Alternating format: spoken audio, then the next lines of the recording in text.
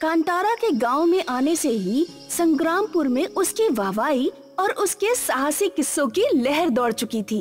यहाँ तक कि राजा भी बाकायदा कांतारा के घर जाकर उसके किस्से सुना करते थे। अब तारा और सितारा एक साथ रहा करते थे। पता नहीं तुम्हारे साथ रहकर समय का पता ही नहीं चलता। ऐसा लगता है कि किस्से सुनते जाऊं, सुनते जाऊं, सुनते जाऊं। क्या बताऊं महाराज, मेरे किस्से कभी खत्म होंगे ही नहीं और अब मुझे लगता है कि आपको जाना चाहिए। बाकी के गांव वाले और सभी आपका इंतजार कर रहे होंगे। राजा के जाते ही तारा और सितारा वहाँ पर आ गईं। तारा के हाथों में लाल मिर्च थी और अपने हाथों को पीछे करके कांतारा के घर में जा पहुँची। कैसी हो बहन? उस दिन हमें प्रतियोगिता में हराकर बहुत नाम कर लिया तुमने। अच्छा, तो तुम ही हो वो दोनों बुढ़िया जिन्होंने कई सालों से गांव वालों का जीना दुश्वार कर रखा है। हाँ, हम ही हैं वो। और जब से तुम आई हो हमारा डर खत्म हो गया है। उतने में वहाँ पर लखन आता है और कांतारा को अपने हाथों से बनाया हुआ चिकन परोसता है, जिसे देखकर तारा और सितारा दंग रह जाती हैं। ये लो दादी, आपके लिए मेरी बनाई हुई चिकन जो पूरे संग्रामपुर में मशहूर है। वाह बेटा, हमारे लिए तो तुमने कभी कुछ ऐसा नहीं किया। एक पैसा मुफ्त में नहीं दिया और अब यहाँ इतनी खातिरदारी कर रहे हो। मुझसे तुम दोनों ने बहुत काम करवाए हैं। चिकन में लाल मिर्च कम होगा, ये लो। ये कहते ही झटके से तारा ने अपना हाथ पंखे की तरफ कर दिया, जिससे सारा मिर्ची पाउडर कांतारा पर जा सके। लेकिन कांतारा इतनी फुर्तीली थी कि वो वहाँ से इतनी तेज हटी कि तारा और सितारा किसी को पता नहीं चला और कांतारा उनके पीछे जाकर खड़ी हो गई। ये बुढ़िया कहाँ गई? तुमसे एक काम ठीक से नहीं होता। अरे मैंने क्या किया? मैंने तो अपने प्लान की तरह ही सब कुछ किया था और अब ये नहीं हो पाया तो मैं क्या करूं? तुम सब मुझे ढूंढ रहे हो क्या? मैं यहाँ हूँ। सितारा और तारा दोनों कांतारा पर क्रोधित हो चुके थे। उतने में वहाँ पर राजा के 2 सैनिक और मंत्री आए और कहने लगे, बस अब बस करो तुम लोग, महाराज लापता है, उन्हें ढूंढने में हमारी मदद करो। क्या कहा तुमने? संग्रामपुर के राजा लापता है? हो ना हो, उन्हें इसी चुड़ैल ने गायब किया है। यहीं आया करते थे वो हमेशा किस्से सुनने। हाँ, इस बुढ़िया की बात में दम है। तुम सब पागल हो गए हो, इसमें मेरा कोई हाथ नहीं है, लेकिन राजा को मैं ढूंढ कर ही रहूंगी। इतना कहकर कांतारा वहाँ से अकेले ही जंगल की तरफ राजा को ढूंढते हुए निकल पड़ती है। जंगल में डाकुओं और जानवरों का कहर था। लोग बाग जंगलों में जाने से डरा करते थे। तारा और सितारा ने कांतारा को जंगल में जाते हुए देखा। लो, हो गया कल्याण। कांतारा अब जंगल से बाहर नहीं आने वाली। वहाँ डाकू और कई सारे जंगली जानवर हैं।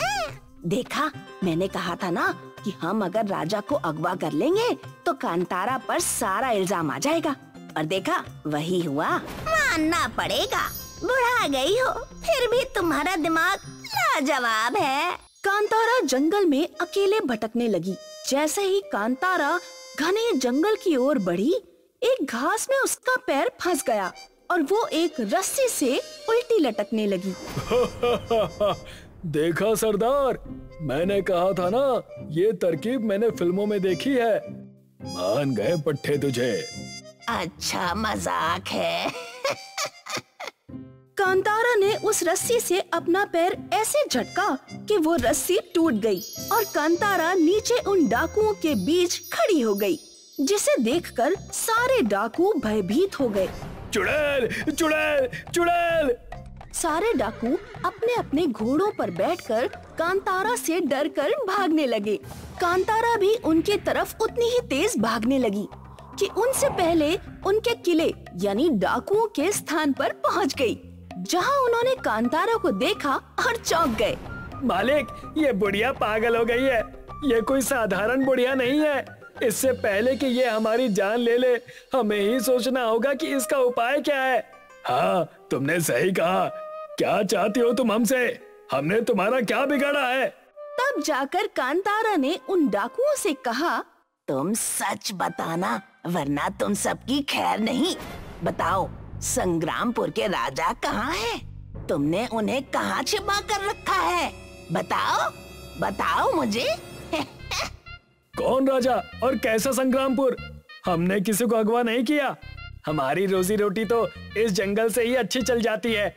हम डाकू कम और लकड़हारे ज्यादा हैं। लकड़ियां काट काट कर हम अपना गुजारा कर लेते हैं। कांतारा समझ चुकी थी कि उन डाकुओं को राजा के बारे में कुछ नहीं पता और वो अपने गांव संग्रामपुर के लिए निकल गई, जहां तारा और सितारा दोनों कांतारा का जंगल के बाहर इंतजार कर रहे थे। आज अगर जंगल के बाहर आ गई तो मैं इस बुढ़िया को नहीं छोड़ूंगी। तुम भूल रही हो, वो हमसे ज्यादा चालाक और ताकतवर है। उसके पास भी हमारे जैसी ही शक्तियां हैं जो कि हमें नुकसान पहुंचा सकती हैं। कांतारा उन्हें जंगल के बाहर देखकर ही समझ जाती है कि तारा और सितारा का ही राजा के अगवा होने में हाथ है। मैं तुम दोनों की सारी चाल समझ चुकी हूँ। तुम दोनों ने ही राजा को अगवा किया है ताकि मैं ये गांव छोड़कर जा सकूं। तो ऐसा हरगिज नहीं होने वाला। तुम दोनों की अब खैर नहीं। तुम भूल जाती हो कि मेरे साथ सितारा है और हम दोनों मिलकर तुम्हारा जीवन संग्रामपुर में दुश्वार कर देंगे। तारा और सितारा अब एक हो चुकी थी।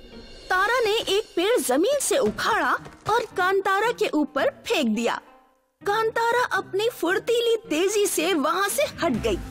दूसरी ओर सितारा ने अपना कद बहुत बड़ा कर लिया और कांतारा को अपने बड़े बड़े हाथों से पकड़ने लगी। तुम देखना, अब तुम्हें समझ आएगा कि मैं कौन हूँ।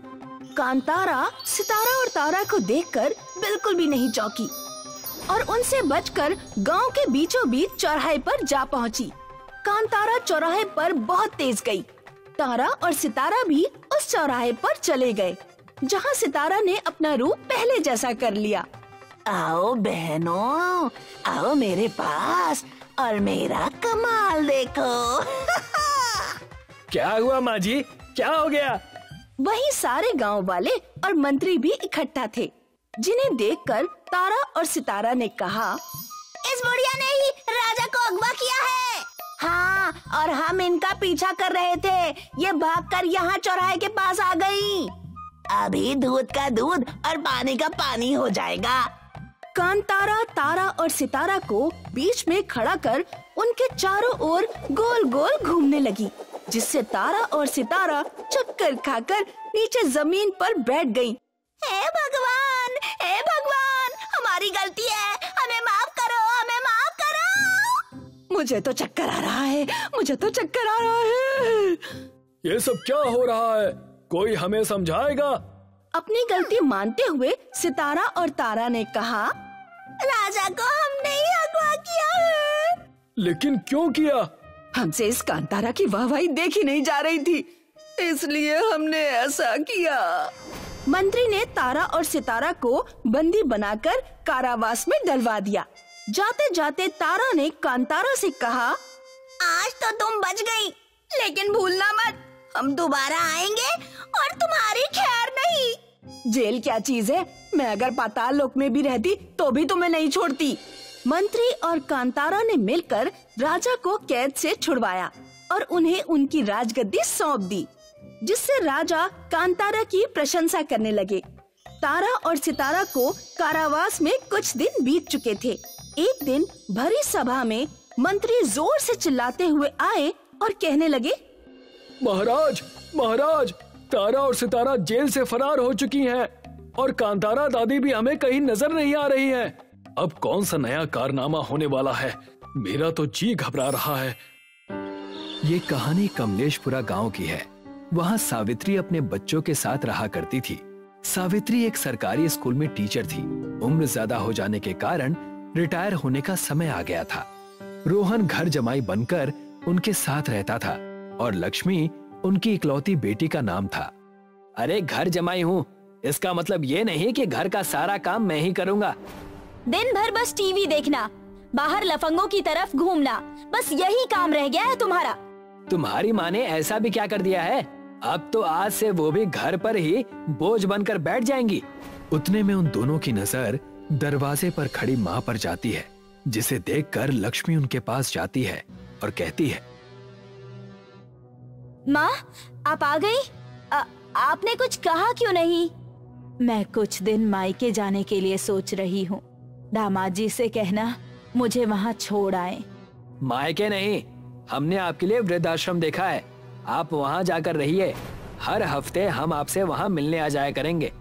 ये सही मौका नहीं है इन सब बातों का। नहीं माँ, अभी हमने कुछ सोचा नहीं है। बात ये है कि आपकी उम्र हो चुकी है और मेरा और रोहन का पूरा भविष्य बचा हुआ है। सारी उम्र खट कर मेहनत कर तुम्हें बड़ा किया बेटी, और उसका तुम मुझे ये सिला दे रही हो। ठीक है, अच्छा कर रही हो तुम। जब तुमने सोच ही लिया है तो फिर मैं वैसा ही करूँगी। मैं कल सुबह होते ही वहाँ चली जाऊंगी। लक्ष्मी सुबह सुबह अपनी माँ को एक पुराने और बहुत ही छोटे वृद्धाश्रम में लेकर चली जाती है। मैं यहाँ रहूंगी। कम से कम बेटा, मेरे पेंशन की तो लाज रख ली होती। ये आश्रम आपके पेंशन से आधे दाम का है। आपको तो पता ही है कि रोहन अभी कुछ काम नहीं करते। आपके पेंशन से हमारा भी गुजारा होगा और आपका भी। चलिए, तो बेहतर यही होगा कि हम और आप ऐसे ही रहे। लक्ष्मी अपनी माँ को एक छोटे से वृद्धाश्रम में छोड़कर चली जाती है, जहाँ पहले से ही कुछ बुढ़े रह रहे होते हैं। आओ बहन, आओ, बैठो। तुम्हें भी घर से निकाला गया या तुम्हारे बच्चे नहीं हैं? जी, मुझे किसी ने निकाला नहीं। मेरी एक लड़की है जो अपने पति के साथ मेरे घर में रह रही है, इसीलिए उन्होंने मुझे इस वृद्धाश्रम में भेज दिया। तुम्हारा दुख तो फिर भी साफ है। एक मैं हूँ। मेरा बच्चा मुझे यहाँ छोड़कर विदेश चला गया। वो 1 महीने में लौटने वाला था, लेकिन अब 5 साल हो गए। अभी तक मैं उसके विदेश से आने का इंतजार ही कर रही हूँ। कोई बात नहीं बहन, सब ठीक हो जाएगा, तुम चिंता मत करो। उतने में वहाँ पर रामलाल अपने हाथों से बनाए हुए मोमोज लेकर पहुँचता है। जी, ये लीजिए, आसाम के जादूगर के बनाए हुए मोमोज। इनके हाथों में तो जादू है। चाहे जितने मोमोज बनवा लो, ये स्वादिष्ट मोमोज ही बनाते हैं। उनमें से कुछ मोमोज सावित्री ने खाए और कहने लगी, मोमोज तो वाकई बहुत अच्छे हैं। मुझे भी आप सिखा दीजिए ना। जरूर। यहाँ वृद्धाश्रम में करने के लिए कुछ है भी क्या? उम्र के साथ साथ मेरी आंखें भी कमजोर होती जा रही हैं। मुझे भी मेरे बच्चों ने घर से बेदखल कर दिया था। बड़े खुशनसीब होंगे वो माँ बाप जिनके बच्चे उनके साथ रहते हैं। खैर, दूसरी बातें करते हैं। ऐसे ही कुछ दिन सावित्री के वहीं पर बीत जाते हैं। सावित्री उस वृद्धाश्रम में हंसी खुशी अपना समय बिताना सीख जाती है। एक दिन गर्मी के समय तपती धूप में आश्रम के बाहर एक ब्राह्मण आकर खड़े हो जाते हैं। उन्हें बहुत प्यास लगी होती है। कोई है? मेरा प्यास से गला सूखा जा रहा है। अगर मुझे पानी ना मिला तो मेरे प्राण भी जा सकते हैं। ब्राह्मण की चीख सुनकर रामलाल और सावित्री वहाँ जाते हैं। लगता है इन्हें चक्कर आ रहा है। रामलाल जी, हमारे पास मटके का ठंडा पानी है, उसे लेकर आइए। और हाँ, कुछ बिस्किट भी ले आइएगा। जी, अभी आया। रामलाल जाकर बिस्किट और पानी लेकर आते हैं। सावित्री उन ब्राह्मण को अपने हाथों से पानी पिलाती हैं। तब उनके जान में जान आती है। धन्यवाद तुम्हारा बेटी। अगर तुम ना होती तो मेरी तकलीफें ज्यादा बढ़ जाती। आप इतनी तपती गर्मी में कहाँ से आ रहे हैं? आखिर माजरा क्या है? जंगल के रास्ते आने से मुझ पर एक जंगली जानवर ने झपटा मारा, इसीलिए मेरी ये हालत हो गई।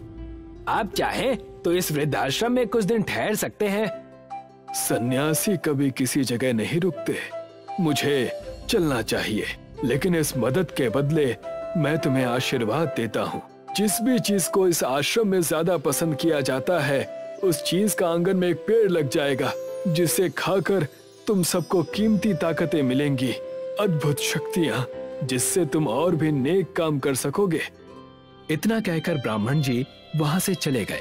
रामलाल और सावित्री आश्रम के अंदर जा ही रहे थे कि उन्हें रूपमती ने आवाज दी और कहने लगी, अरे ये देखो, ये क्या चमत्कार हो गया। हे भगवान, ये कैसी लीला है। हमारे आश्रम में साधारण पेड़ मोमोज का पेड़ बन गया है।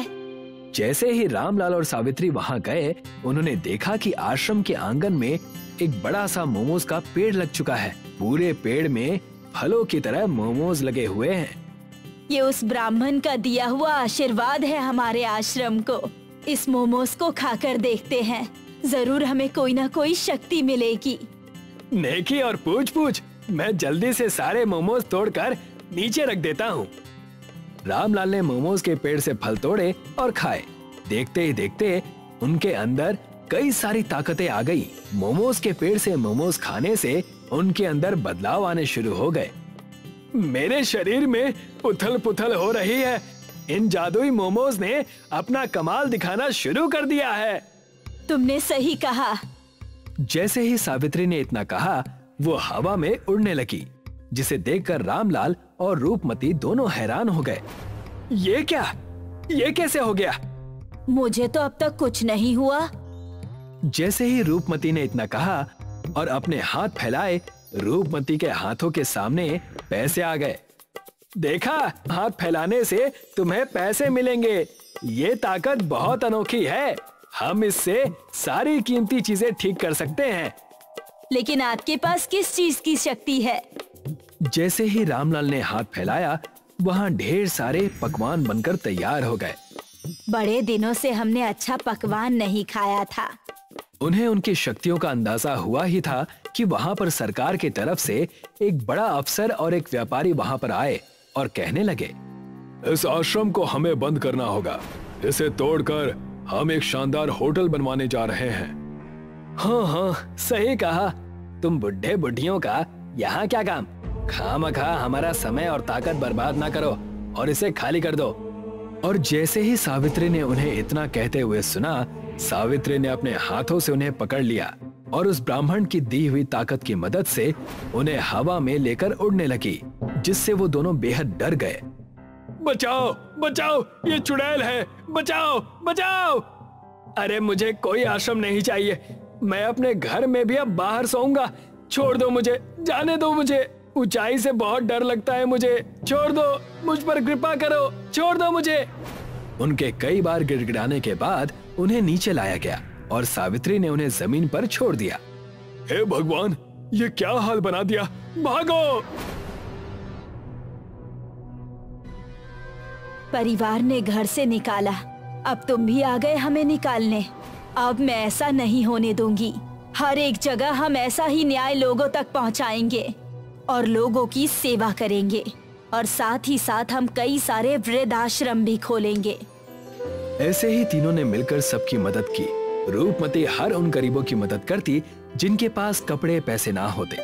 रामलाल अपनी शक्तियों से लोगों को अच्छे अच्छे पकवान की दावत देने लगे और सावित्री ने अपने साथ उस आश्रम में और भी कई बेसहारा लोगों को शामिल कर लिया और हंसी खुशी वहीं रहने लगी। श्याम और रीमा पति पत्नी थे। दोनों अपने बच्चों के साथ मनाली में रहते थे। दिन में श्याम और रीमा मैगी बेचते और शाम होते ही दोनों मोमोज बेचना शुरू कर देते। उनके मोमोज का व्यापार खूब चलने लगा। जो लोग मनाली घूमने जाते वो जरूर उनके यहाँ मोमोज लेने चले जाते और बड़े चाव से खाते। लोगों को श्याम के मोमोज ज्यादा पसंद आते। रीमा की बनाई हुई मैगी कोई नहीं पूछता। इससे श्याम और रीमा में अनबन होने लगी। भाग्यवान, आज क्या बनाया है खाने में? वैसे तुम्हारे हाथ की मैगी खाए कई दिन हो गए हैं। जी ठीक कहते हैं आप, बना लीजिए मेरा मजाक। मैं तो हूँ ही इसी लायक। बाहर के लोगों को मेरी मैगी पसंद नहीं आ रही और ऊपर से आप भी शुरू हो गए। रीमा गुस्से से किचन में चली जाती है। एक दिन श्याम की दुकान पर एक आदमी आया और कहने लगा, भाई साहब, आपके मोमोज लाजवाब हैं। ऐसे मोमोज मनाली तो क्या पूरी दुनिया में कहीं नहीं मिलेगा। मेरा तो जी चाहता है भाई कि मैं आपके हाथ चूम लूं।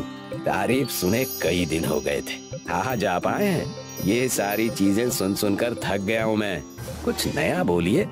बस ध्यान रखिएगा, आपकी सफलता चरम सीमा न छूले। सफल हूँ इसलिए घमंड भी है। आदमी इतना कहकर वहाँ से चला जाता है। श्याम की सफलता को देखकर कई और लोगों ने वहाँ पर मोमोज का ठेला लगा दिया। लगता है हमारे व्यापार को किसी की नजर लग गई है। मैंने आपको कहा था ना, ज्यादा हवाबाजी मत कीजिए। देखिए, हमारा व्यापार देखकर ही कई लोगों ने मोमोज का ठेला खोल लिया है। तुम इसकी चिंता मत करो, लोग व्यापार नहीं व्यवहार देखकर खरीदारी करते हैं। और वही लोग व्यापार और व्यवहार करके हमसे आगे निकल जाएंगे और हम कुछ नहीं कर पाएंगे। कोई ना कोई तरकीब हमें निकालनी होगी, वरना तुम्हारी बातें सच हो जाएंगी। श्याम रीमा की बातों को अनदेखा कर देता है। कुछ ही दिन बाद उनका व्यापार ठप हो जाता है। श्याम इस बात से चिंतित हो जाता है। एक दिन बाजार से श्याम व्यापार के सामान ला रहा था, तब उसका एक्सीडेंट हो गया और उसे चोट लग गई। जख्म गहरे होने के कारण डॉक्टर ने बोला कि श्याम को 3 महीने तक आराम करना है। आपको इनका ज्यादा ख्याल रखना होगा। इनसे कहिए पहले की तरह काम ना करें, आराम करें। श्याम काम ना कर पाने के कारण दुखी हो जाता है और घर की तकलीफ देखकर रीमा से कहता है, ये कैसा समय आ गया है हमारे जीवन में, मैं तुम्हारी मदद नहीं कर सकता। तुम अकेले ये सब कैसे देखोगी? इस वक्त मैं परिवार की मदद ना करने की वजह से सच में बहुत दुखी हूँ। आप घर की चिंता मत कीजिए, मैंने बच्चों को छुट्टी मनाने मायके भेज दिया है। कुछ दिन मैं आपका ख्याल रख के घर चला लूंगी। काश मैं भी तुम्हारी मदद कर पाता। रीमा ने अपना व्यापार फिर से शुरू कर दिया। श्याम की मदद ना मिलने की वजह से वो सिर्फ मैगी ही बनाकर बेच पाती और ठीक ठाक व्यापार हो जाता। एक दिन सुबह रीमा ने अपनी दुकान खोली ही थी कि वहां पर एक गरीब बुढ़ा भीख मांगते हुए रीमा की दुकान पर आ गया। गरीब बुढ़ा रीमा को दुकान पर देखकर श्याम को ढूंढने लगता है। बेटी, यहाँ पर एक बेहतरीन मोमोज वाला नौजवान रहा करता था, वो कहाँ चला गया? बड़े दिन हो गए उसने मुझे मोमोज नहीं खिलाए। जी, वो मेरे पति हैं। उनका कुछ दिन पहले एक्सीडेंट हो गया, इस वजह से अब हम सिर्फ मैगी बेचते हैं। मैं आपको मैगी खिला देती हूँ, आप इसे खा लीजिए। रीमा ने उस गरीब बुढ़े को मैगी परोसी। मैगी खाते ही बुढ़े ने कहा, लाजवाब, ऐसा स्वादिष्ट मैगी मैंने आज तक नहीं खाया। तुम दोनों पति पत्नी के हाथों में जादू है, भगवान तुम्हारा भला करे बेटा। गरीब बुढ़े की बात सुनकर रीमा को अच्छा लगा और उसने मैगी के पैसे मांगे। जी धन्यवाद, चलिए मैगी के पैसे दीजिए। पैसे? कौन से पैसे? मैंने कभी तुम्हारे पति को पैसे नहीं दिए। मैं जब भी आता था वो मुझे फ्री में ही मोमोज खिला देता था। सुबह सुबह आकर इन्होंने दिन की शुरुआत ही ऐसी कर दी। आज का तो दिन ही बड़ा कठिन बीतने वाला है। गरीब बुढ़ा वहाँ से जाने ही वाला था, लेकिन वो रुक गया और बोला, मैं अक्सर तुम्हारे पति के हाथ के मोमोज खाकर उसे जादुई तावीज दिया करता था, जिससे तुम्हारे दुकान की खूब बिक्री होती थी। वही मैं तुम्हें भी देने वाला हूँ। गरीब बुढ़े ने अपने थैली में से एक तावीज निकाली। इस तावीज को तुम अपनी दुकान पर बांध दो और अपना व्यापार देखो। कैसी तावीज? उन्होंने तो मुझे इस बारे में कभी कुछ नहीं बताया। ये लो, और अब से मैगी और मोमो को साथ में मिलाकर बनाना शुरू कर दो।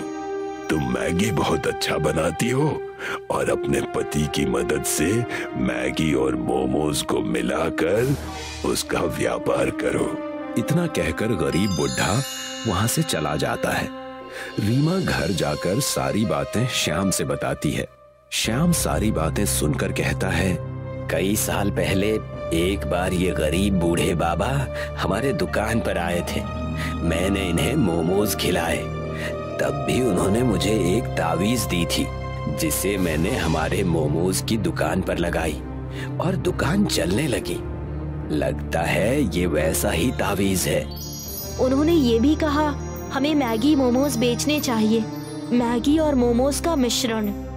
जैसा उन्होंने कहा है हमें वैसा ही करना चाहिए। इससे हमारे व्यापार में सिर्फ बढ़त ही होगी।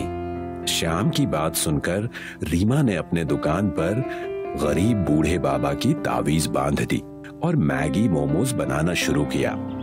देखते ही देखते पूरे मनाली में मैगी मोमोज की चर्चा होने लगी।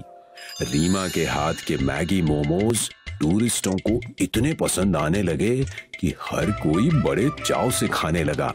अन्य मोमोज वाले अपना व्यापार बंद करके वहां से चले गए और श्याम की तबीयत पहले से बहुत ठीक हो गई। अब से मैं भी तुम्हारा हाथ बटाऊंगा, हमारा व्यापार और चलने लगेगा। हमारे मैगी मोमोज अब सबको पसंद आने लगे हैं। क्यों ना हम अपना व्यापार हाथ गाड़ी से एक कैंटीन में बदल ले और तरह तरह के मैगी मोमोज बनाकर बेचे। इससे हमारा मुनाफा होगा। कैंटीन ही नहीं बल्कि अब हम मोमोज की पूरी फैक्ट्री खोल देंगे। तुमने पूरा परिवार बखूबी संभाल लिया। मेरे ना होने के बावजूद इससे ज्यादा गर्व मुझे कभी नहीं हो सकता। श्याम और रीमा ने एक बड़ी सी मोमोज की कैंटीन खोल दी। उनका व्यापार पहले से 2 गुना ज्यादा चलने लगा और वो खुशी खुशी अपने परिवार के साथ फिर से रहने लगे। एक बार की बात है, एक गांव में एक बूढ़ी औरत रहती थी। बूढ़ी औरत के परिवार में कोई भी नहीं था, इसलिए वो अकेले ही रहा करती थी। एक बार बूढ़ी औरत की तबीयत बहुत खराब हुई, पर उसकी देखभाल करने वाला और उसे संभालने वाला कोई भी नहीं था।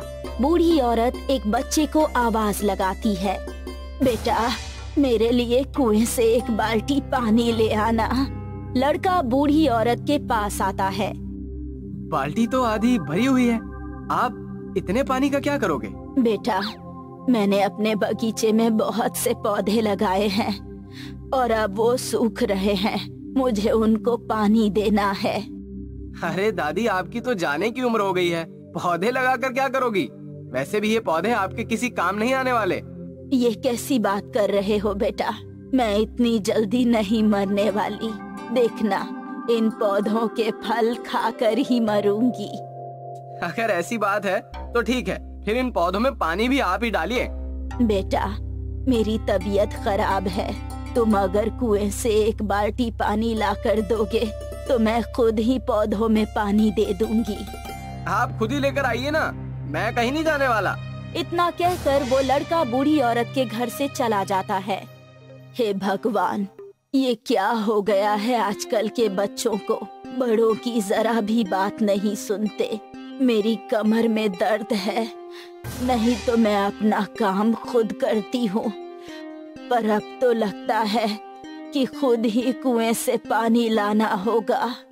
बूढ़ी औरत बाल्टी में बचा हुआ पानी पौधों को देती है और पानी लेने के लिए चली जाती है। कमर में दर्द होने की वजह से बूढ़ी अम्मा ने एक लाठी भी साथ में रखी है। लाठी को अपना सहारा बनाकर बूढ़ी अम्मा कुएं से पानी निकालती है और पौधों को सींचने लगती है। धीरे धीरे काम करने से अब बूढ़ी अम्मा की तबीयत में सुधार आने लगा था। हे भगवान, तेरा लाख लाख शुक्र है कि अब मेरी तबीयत ठीक हो रही है। लोग सही कहते हैं कि काम करने से कोई बीमारी नहीं लगती।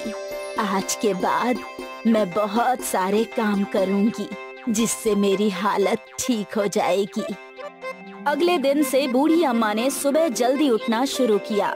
बूढ़ी अम्मा सूरज उगने से पहले ही उठ जाती और घर के छोटे मोटे काम कर लेती। अब थोड़ा योगा भी कर लेती हूँ जिससे मेरा शरीर स्वस्थ रहेगा। घर के छोटे मोटे काम निपटाने के बाद बूढ़ी अम्मा योगा करने लगी। योगा खत्म होने के बाद बूढ़ी अम्मा ने स्नान किया और पूजा करने के लिए मंदिर चली गई। हे भगवान, आप बस मेरी तबीयत में थोड़ा सुधार कर दीजिए, मैं तो और 100 साल जी लूंगी। मंदिर से लौटने के बाद बूढ़ी अम्मा ने नाश्ता किया और नाश्ता करने के बाद बगीचे में काम करने लगी। मेरे बगीचे में तो बहुत घास फूस हो गई है, जल्दी से इनको हटाना होगा, नहीं तो पौधे खराब हो जाएंगे। बूढ़ी अम्मा कुदाल लेकर सारी घास फूस को उखाड़ लेती है और कुएं से पानी लाकर पौधों को सींचने लगती है। आज तो बहुत काम कर लिया, अब थोड़ा आराम करती हूँ। बगीचे का काम निपटाने के बाद बूढ़ी अम्मा घर में आराम करने चली गई। इसी तरह से बूढ़ी अम्मा अब हर दिन अपना काम पूरी मेहनत और लगन से करने लगी। बूढ़ी अम्मा को इस तरह से काम करते देख गांव वाले उसका मजाक उड़ाने लगे। अरे ये बूढ़ी अम्मा इस उम्र में भी इतना काम करती है, लगता है ये अपनी शादी की तैयारियां कर रही है। इस आदमी की बात सुनकर सभी लोग ठहाके मारकर हंसने लगे। अरे भाई सही कहा आपने, भला इस उम्र में भी कोई काम करता है क्या? अब हमें ही देख लीजिए, हम तो जवान हैं, हट्टे कट्टे हैं, फिर भी कोई काम नहीं करते। हाँ पर एक बात है गुरु, इस बुढ़िया को मानना पड़ेगा। ये सुबह रोज जल्दी उठ जाती है और फिर हमेशा मंदिर भी जाती है, अपने सारे काम खुद से करती है। पता नहीं इसके दिमाग में क्या चल रहा है यार, पता नहीं। मुझे लगता है बुढ़िया जवान होती जा रही है। क्या कहते हो भाई साहब? क्या कहा? जवान होती जा रही है? क्या जवान होकर चांद पर जाने की तैयारी करेगी हैं? अरे चलो उसी से पूछ लेते हैं। चलो। ये दोनों आदमी बूढ़ी अम्मा के पास आए।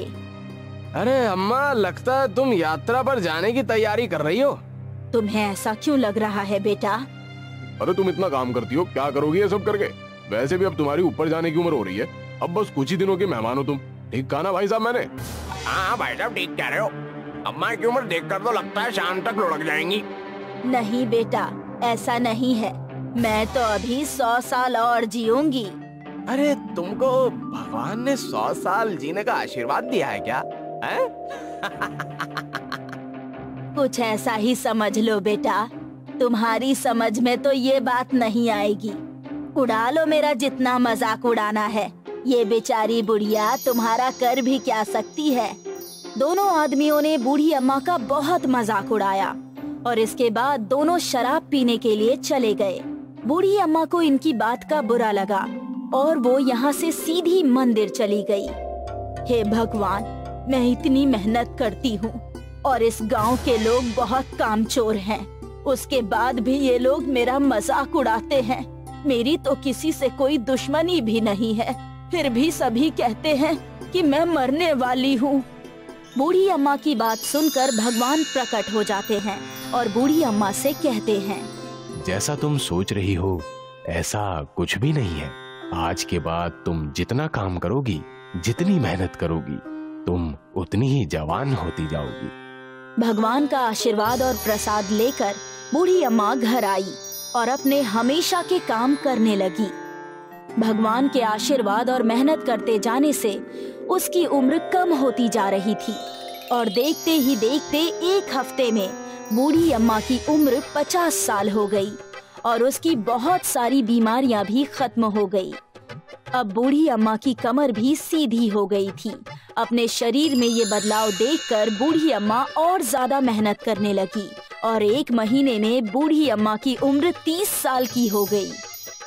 अब बूढ़ी अम्मा पूरी तरह से जवान और खूबसूरत हो गई थी। दूसरी तरफ वो 2 आदमी जो मेहनत नहीं करते थे और काम चोरी करते थे और नशा करने की वजह से उन दोनों आदमियों को बीमारी लग गई, जिससे उनकी कमर टेढ़ी हो गई और उन्हें अब झुककर चलना पड़ता था। एक दिन जब वो बूढ़ी अम्मा के घर के सामने से गुजर रहे थे तो उसे देखकर दोनों चौंक गए। अरे ये बुढ़िया तो जवान हो गई। अरे मूर्खों, मैं तो बूढ़ी कभी थी ही नहीं। मैंने तो अपने आप को हमेशा जवान समझा और मेहनत की और उसका फल मुझे ये मिला। पहले मैं दिमाग से तो जवान थी ही और अब शरीर से भी जवान हो गई हूँ और तुम लोग काम चोरी करके और नशा करके बीमार और बूढ़े हो गए हो। मुझे तो तुम्हारी हालत देखकर तुम पर दया आती है। अरे हमें माफ कर दो बहन जी, हमसे गलती हो गई, हमने आपका बहुत मजाक बनाया। कोई बात नहीं, तुम्हें अपनी गलती का एहसास तो हो गया। ये लो प्रसाद, इसे खाओ और अब से तुम भी मेहनत करना शुरू कर दो और कुछ ही दिन में तुम्हारी सारी बीमारियां ठीक हो जाएंगी और तुम भी जवान दिखने लगोगे। दोनों आदमियों ने औरत से प्रसाद लिया और उसे खाकर दोनों जी भरकर मेहनत करने लग गए।